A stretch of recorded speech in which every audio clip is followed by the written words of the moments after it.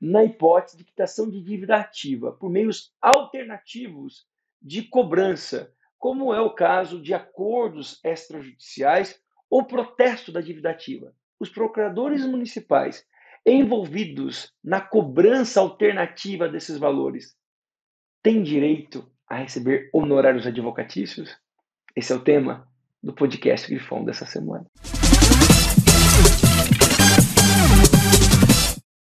A jurisprudência do Supremo Tribunal Federal sedimentou o entendimento de que, nas situações em que as dívidas ativas são quitadas pelos contribuintes por meio de acordos extrajudiciais ou ainda protesto da dívida ativa, o que configura os meios alternativos de cobrança, é possível sim que os procuradores municipais envolvidos nesses processos alternativos façam jus ao recebimento de honorário advocatício. Mas para que isso aconteça, é preciso que se observe algumas condições.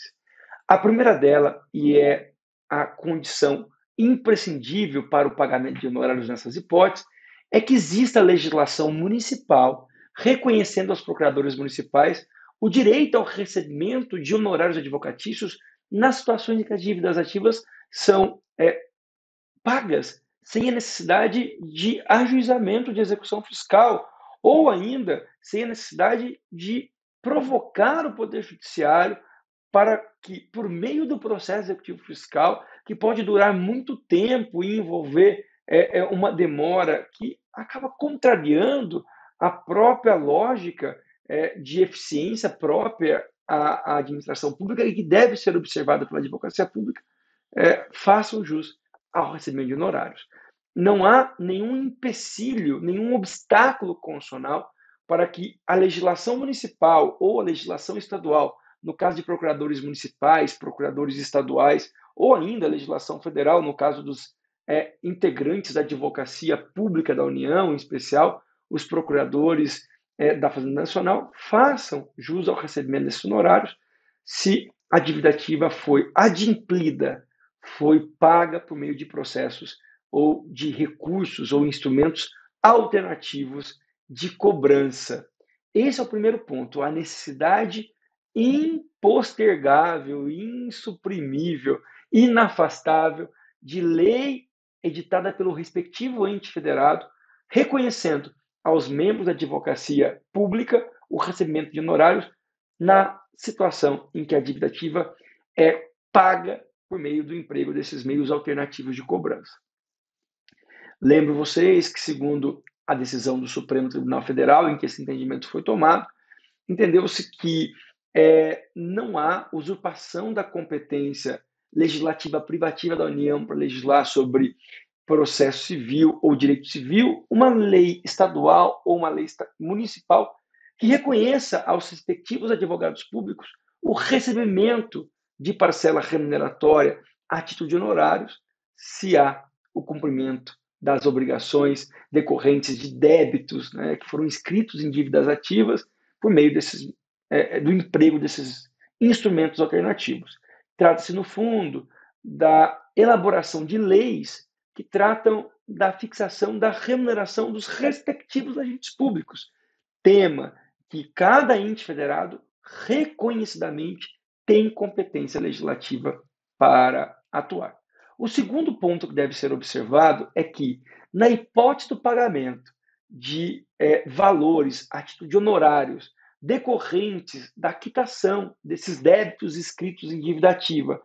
por meio do emprego desses instrumentos alternativos de cobrança, e repito, como exemplo, acordos extrajudiciais ou ainda protesto do valor que está inscrito em dívida ativa, é preciso observar o teto remuneratório a ser cumprido pelos procuradores públicos, advogados públicos daquele ente federado. Esses valores terão natureza remuneratória e devem, sim, ser observados, devem ser incluídos no limite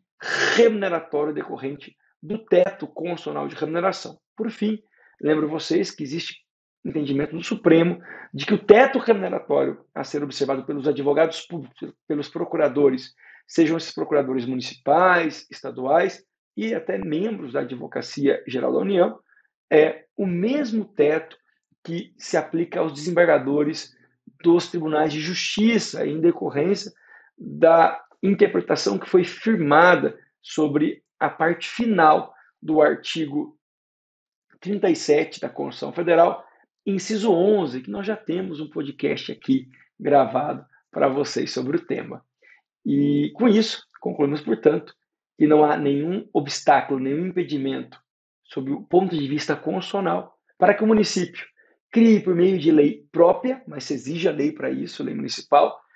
a previsão de que os advogados públicos, os procuradores municipais, poderão sim receber honorários num valor que pode corresponder a 5, 10 ou 15%, a depender aí de critérios adotados pelo legislador municipal, a título de honorários advocatícios em relação aos valores que foram recebidos pela Fazenda Pública Municipal em virtude do emprego desses meios alternativos de cobrança. Essa previsão estimulará o emprego desses meios alternativos e atenderá, segundo o entendimento supremo, o princípio da eficiência administrativa, já que acelerará a cobrança e também o empenho dos procuradores municipais, ou da razoabilidade e da proporcionalidade, já que eles terão, sim,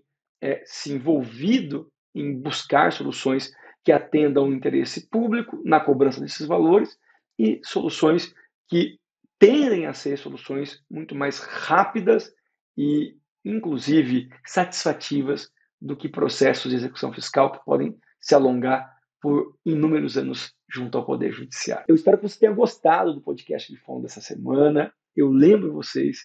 que esse tema, cobrança de dívida ativa,